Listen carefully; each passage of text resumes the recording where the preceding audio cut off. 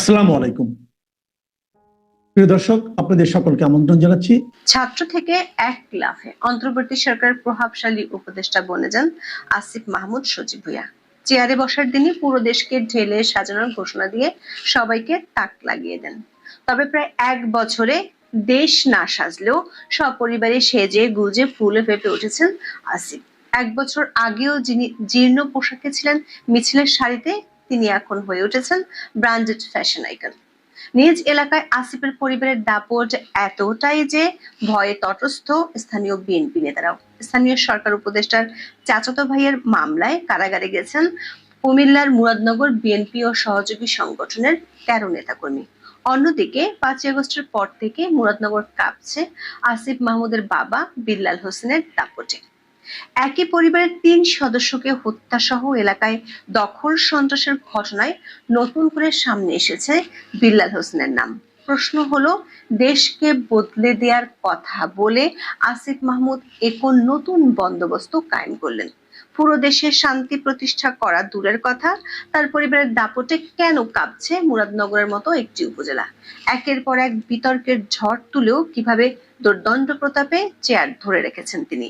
এই দায় কি শুধু আসিফের, নাকি সরকার প্রধান হিসেবে ডক্টর মোহাম্মদ ইউনূসেরও? বিস্তারিত জানতে চলুন যাওয়া যাক বিশ্লেষণে। যুব ক্রীড়া উপদেষ্টা হিসেবে নিয়োগ পাওয়ার পর ২০২৪ সালের ১১ই আগস্ট সচিবালয়ের প্রথম অফিস করেন আসিফ মাহমুদ। চেয়ারে বসে বড় গলায় তিনি সাংবাদিকদের বলেছিলেন, পুরো দেশকে ঢেলে সাজাতে চান। দাবি করেছিলেন, অন্তর্বর্তীকালীন সরকার অধীনে এমন একটি সিস্টেম তৈরি করে দিতে চান যাতে যে ব্যক্তি আসুক সে সিস্টেম ফলো করবেন। তাতে আর কখনোই দুর্নীতি, অনিয়ম এসব ফিরিয়ে আসবে না। দর্শক, ১৬ই আগস্ট শ্রম ও কর্মসংস্থান মন্ত্রণালয়ের উপদেষ্টার দায়িত্ব পান আসিফ মাহমুদ।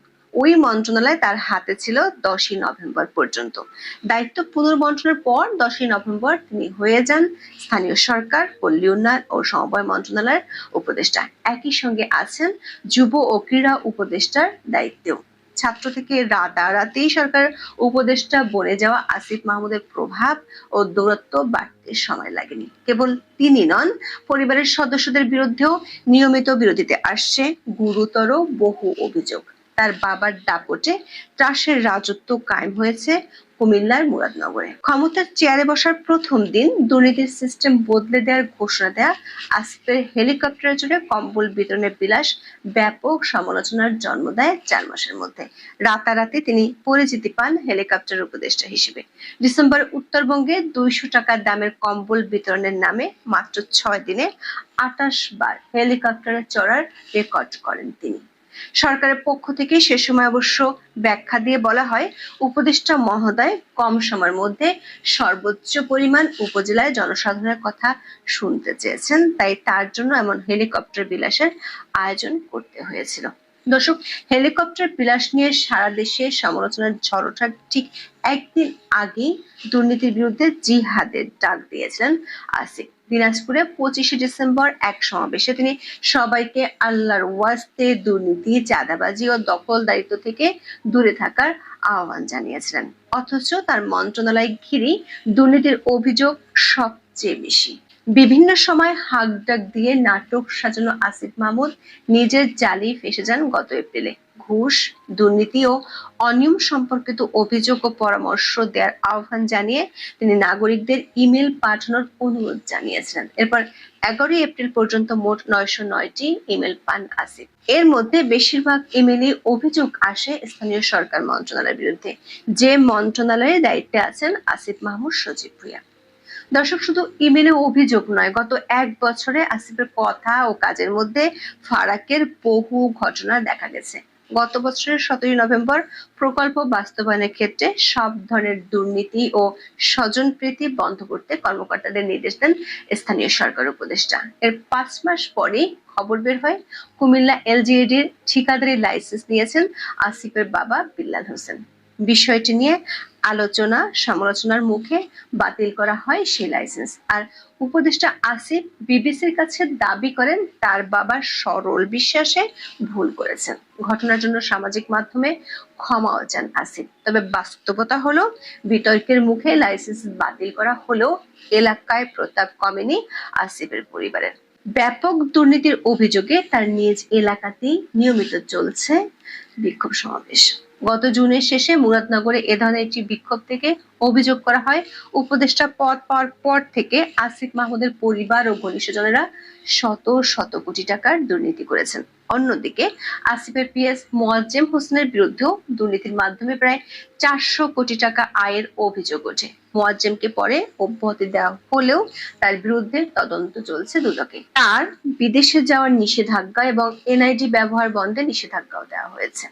দর্শক, দুর্নীতির বিরুদ্ধে জিহাদের ঘোষণা দেয়া আসিফ মাহমুদের পরিবার থেকে শুরু করে ঘনিষ্ঠ কর্মকর্তাদের বিরুদ্ধে এভাবেই ধারাবাহিকভাবে উঠছে দুর্নীতির অভিযোগ। এর মধ্যে বাংলাভিশন টেলিভিশনের একটি অনুসন্ধানে এসেছে ভয়ঙ্কর আরো কিছু তথ্য।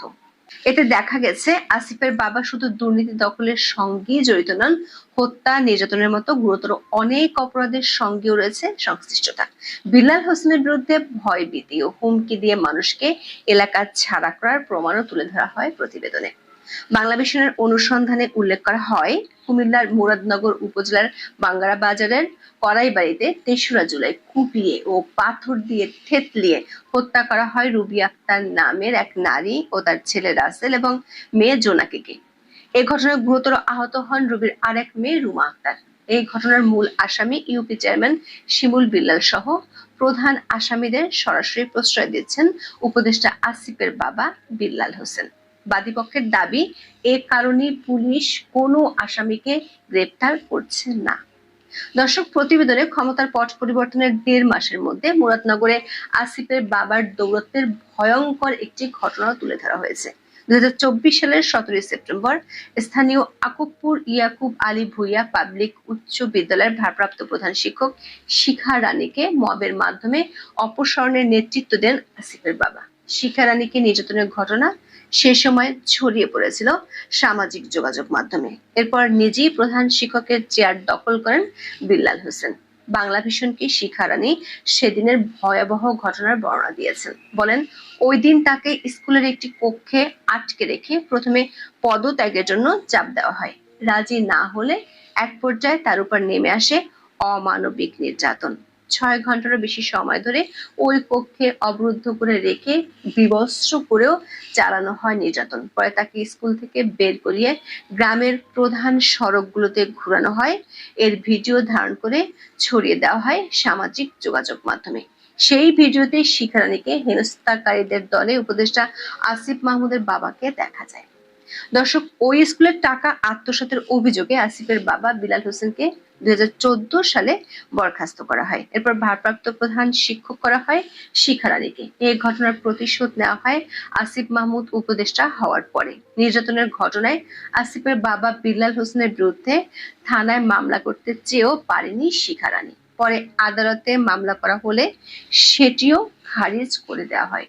শুধু শিখা রানী নন, আসিফের বাবার দুর্নীতির বিরুদ্ধে ব্যবস্থা নেওয়ার সময় স্কুলের সভাপতি ছিলেন স্থানীয় ব্যবসায়ী মোহাম্মদ আলী। 5 আগস্টের পর তাকে গ্রেপ্তার ও রিমান্ডে নিয়ে ব্যাপক নির্যাতন করা হয়।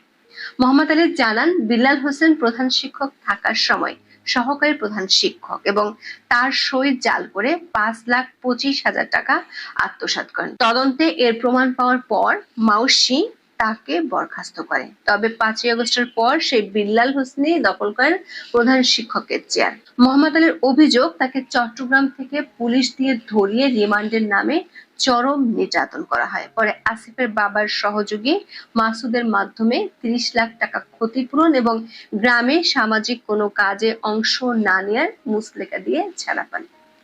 বাংলাভিশনের প্রতিবেদনে উপদেষ্টা আসিফ মাহমুদের বাবার বিরুদ্ধে আরো অনেক অভিযোগ এসেছে। লোকজন দিয়ে তিনি এলাকায় চালাচ্ছেন দখলবাজি। আবার আসিফের এমপি নির্বাচনের পথ সুগম করতে মুরাদনগরে বিএনপির উপর চলছে স্টিম রোলার। মুরাদনগরের 2টি মামলায় 27 জুলাই বিএনপি ও সহযোগী সংগঠনের 13 নেতাকর্মীকে কারাগারে পাঠায় আদালত। এ মামলা 2টি করে পুলিশ ও আসিফ মাহমুদের চাচাতো ভাই। দর্শক, এভাবেই নিজ এলাকায় ডন এবং জাতীয় পর্যায়ে চরম বিতর্কিত চরিত্র হিসেবে 1 বছরে নিজেকে প্রতিষ্ঠিত করেছেন আসিফ মাহমুদ। অদৃশ্য শক্তিতে বলিয়ান এই উপদেষ্টা কোনো কিছুর পরোয়া করতে রাজি নন। এমনকি বিমানবন্দরের মতো স্পর্শকাতর এলাকায় গুলির ম্যাগাজিন নিয়ে ঢোকার পরেও আছেন বহাল তবিয়তে। প্রশ্ন হলো, তার এমন সীমাহীন শক্তির উৎস কি? চরম বিতর্কিত আসিফের দায় কিভাবে এড়াবেন ডক্টর মোহাম্মদ ইউনূস?